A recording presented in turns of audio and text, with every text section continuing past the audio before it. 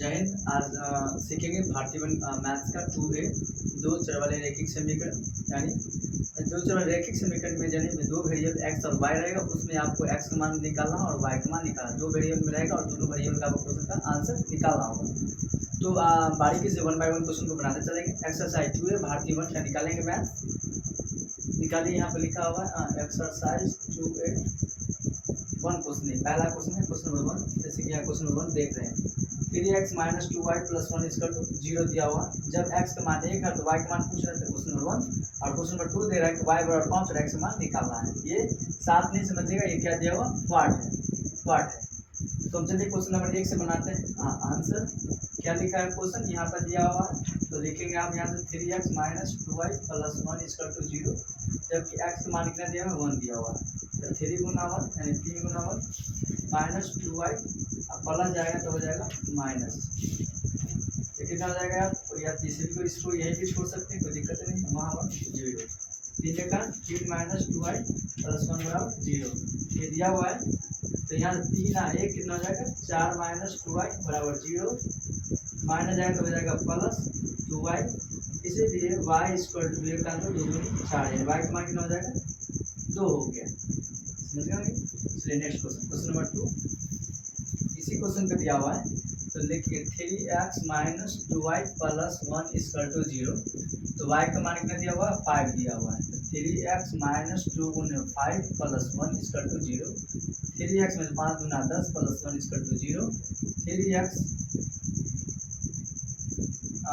10 में से 1 गया कितना हो जाएगा 9 बराबर 0, माइनस जाएगा तो हो जाएगा प्लस 3x बराबर 9, 3 का 3 और 3 दिया 9, यानी x बराबर हो जाएगा 3। ये मान पूछा, उतारिए फटाफट उतारिए।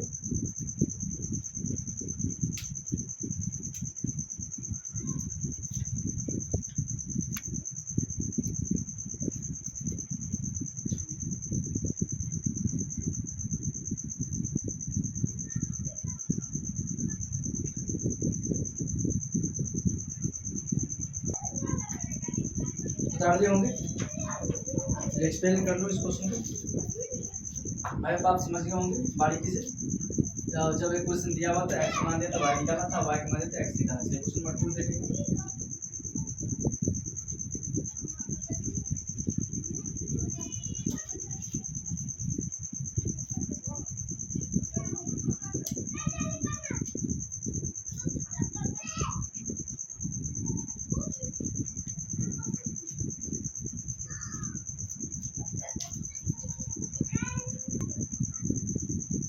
देखेंगे क्वेश्चन नंबर 2 का पहला इमेज सही और गलत बताना है। क्वेश्चन सही सेटिस्फाइड करना है या गलत है।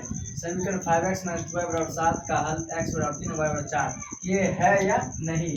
तो लिखेंगे, चलिए लिखेंगे आंसर। और क्वेश्चन दिया हुआ 5x minus 2y equal to 7, और जिसमें x का मान कितना दिया हुआ है 3 दिया हुआ है, तो 5 गुना 3 और माइनस 2 गुना y का मान कितना दिया हुआ है 4 दिया हुआ है 7, 3 5 15 4 2 8 इक्वल टू 7, 8 से 7 15 से 8 एक दिन हो जाएगा 7 इक्वल टू 7, 8 से प्रूफ किया, यानी कि जो मान दिया हुआ था आंसर हो जाएगा तुम्हारा सही होगा। सही और गलत निकालना था।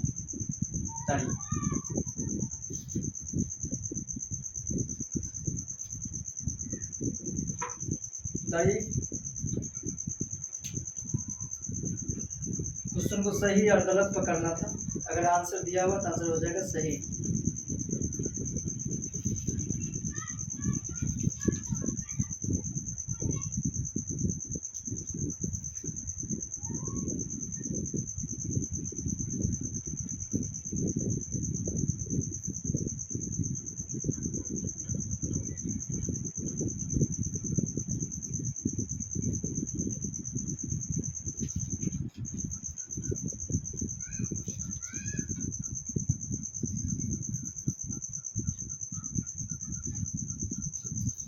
कर लिए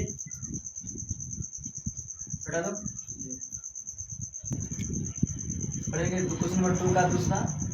प्रत्येक समीकरण युग्मक ax plus by plus c equal to 0, dx plus dy plus f equal to 0 का एक हल होगा।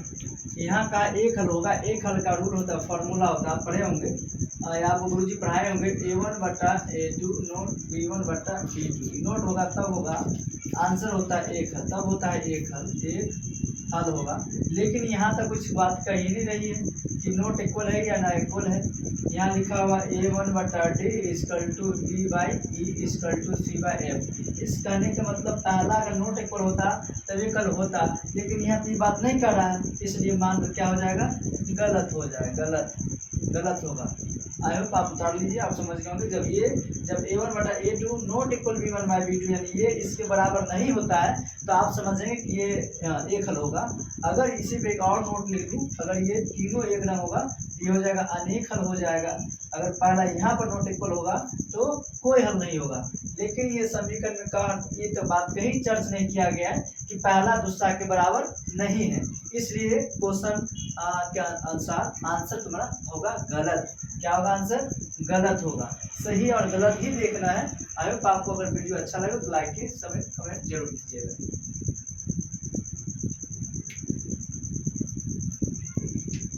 उतारिए फटाफट उतारिए।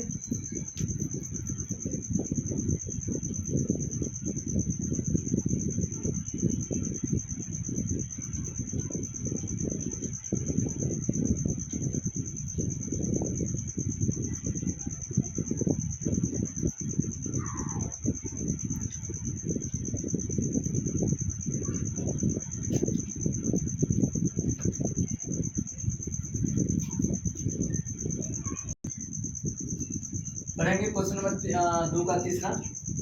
अविरोधी समीकरण युग्म A1x प्लस B1y बराबर C1 और A2x plus B2y plus C2 का केवल एक हल होता है।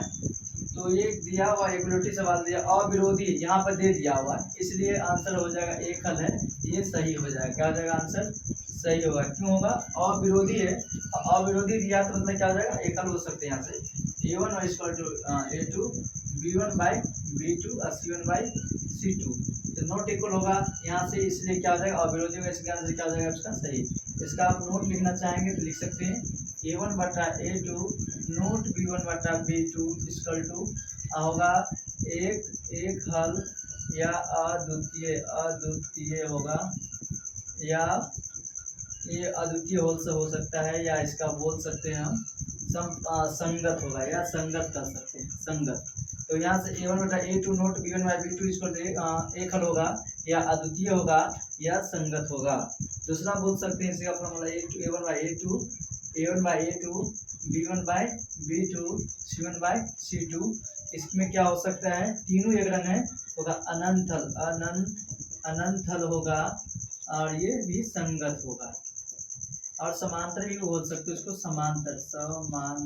समांतर रेखाएं। और ये हो गया A1/A2 B1/B2 C1/C2 note equal. तो यहाँ होगा कोई हल नहीं होगा। और क्या कहलाएगा, अविरोधी कहलाएगा। ये मतलब यहाँ समझ गए होंगे यहाँ से। तो ये आपको याद रखना, A1/A2 नोट B1/B2 आपको समझा रहे, ध्यान देना। तो देख रहा वीडियो तो अच्छे लाइक शेयर कीजिए और बारीकी से समझिए। A1/A2 नोट इक्वल B1/B2 एक हल अद्वितीय संगत होगा। इसका A1/A2 B1/B2 C1/C2 अगर तीनों एक रंग में अनंत हल होगा, संगत होगा, समांतर रेखाएं होगा।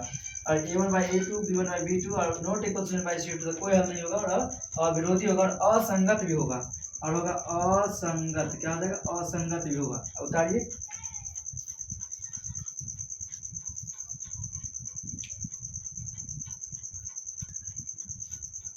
पढ़ेंगे क्वेश्चन नंबर 2 का 4 के यानी 4 के अतिरिक्त p के सभी मानों के लिए युगपत समीकरण 4x plus py equal to -8 2x प्लस 2y बराबर -2 का अद्वितीय हल होगा। तो अद्वितीय हल होगा यानी कि क्या होगा, जब पहला दूसरा के बराबर नहीं सेटिस्फाइड करेगा। तो p के अतिरिक्त कह रहा है, मतलब p के अलावा पूछ रहा है। इसको लिखेंगे हम A1/A2 B1/B2 C1/C2। A1 का मान पहला वाला, आई वाला हुआ दूसरा वाला, तो लिखेंगे 4/2 p/2 और इधर कितना हो जाएगा -8/2। समझ गए। तो ये क्या हो जाएगा, यहाँ से आपका 2 दूनी 4 ये भी चल जाएगा इधर।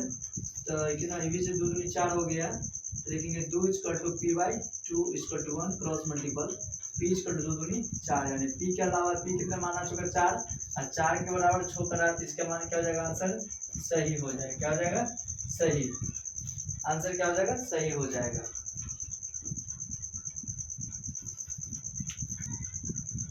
पढ़ेंगे question number 3।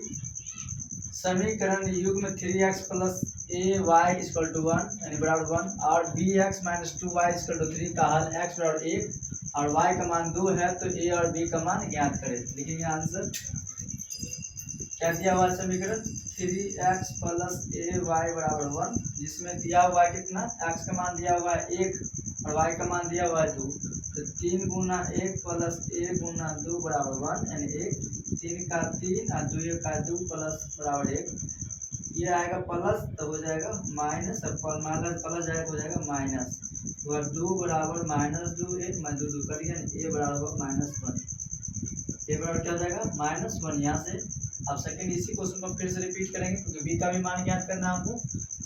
bx minus 2y बराबर 3 दिया हुआ है जिसमें दिया है x का मान कितना दिया हुआ है 1 और माइनस y का मान दिया 2 तो 3 b बराबर हो जाएगा 2 दूनी 4 बराबर 3 माइनस जाएगा तो हो जाएगा प्लस 3 प्लस 4 यानी b का मान हो जाएगा 7। आई होप आपको समझ में आया होगा।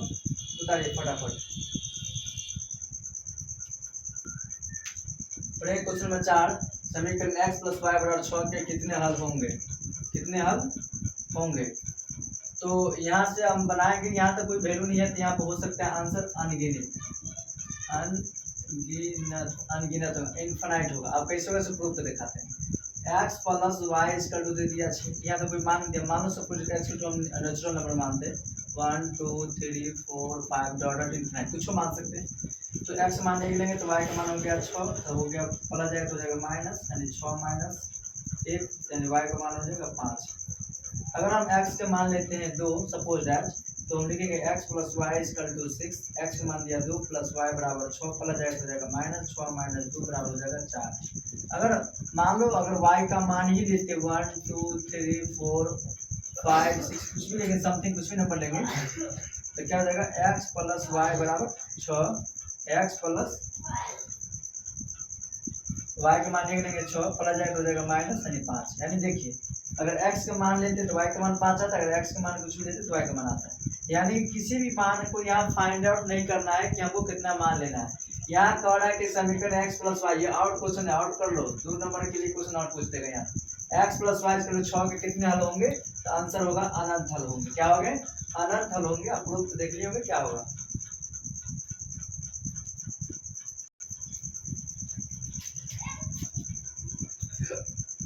पढ़ेंगे समीकरण 5 क्वेश्चन नंबर 5 का रिक्त स्थानों को भरे। वह समीकरण युग्म जिसका एक और केवल एक हल होता है उस समीकरण को क्या कहते हैं।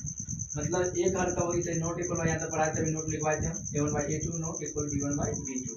जब एक हल हो तो उसमें क्या कहेंगे विरोधी, क्या कहेंगे विरोधी समीकरण कहलाती है। वह समीकरण क्या कहलाएगी विरोधी कहलाएंगे। वह समीकरण युग्म जिसका कोई हल ना हो उसमें क्या कहेंगे अविरोधी। क्या कहेंगे इसका आंसर क्या हो जाएगा यहाँ पर लिख सकते हैं, आउट क्वेश्चन है। वह समीकरण युग्म जिसका एक और केवल एक हल होता है उसमें कौन समीकरण कहेंगे विरोधी समीकरण कहेंगे। समझ गए कि एक हल होगा तो वो विरोधी समीकरण कहलाएगा और एक हल नहीं होगा तो वो अविरोधी समीकरण कहलाएगा। यानी वह समीकरण जिसका कोई हल ना हो उसमें कहेंगे अविरोधी,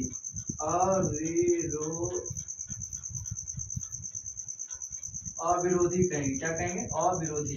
तो आगे आप बता दिए होंगे, चलिए उतारिए। मतलब जिसका एक हल होगा विरोधी, जिसका कोई हल नहीं होगा अविरोधी। उतारिए फटाफट उतारिए।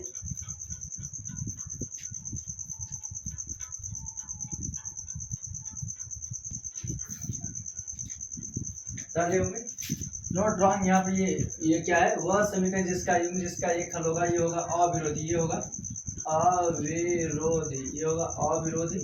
और ये क्या कर रहा है वह समीकरण युग्म जिसका कोई हल ना हो उसमें क्या करेंगे विरोधी, जिसका कोई हल ना हो उसमें कहेंगे विरोधी। अविरोधी जिसका कोई विरोध ना हो, अब विरोधी जिसका विरोध हो, जिसका कोई हल नहीं होगा उसका विरोध होगा, जिसका कोई हल नहीं है उसका विरोधी कहेंगे, और जिसका एक हल होगा उसमें अविरोधी कहेंगे, जो कि एगो तो खड़ा है ही, जिसमें से कहेंगे अविरोधी और इसे कहेंगे विरोधी। समझ गए? आई होप आप लोगों को वीडियो अच्छा लगे तो लाइक शेयर कमेंट जरूर करें। ठीक है।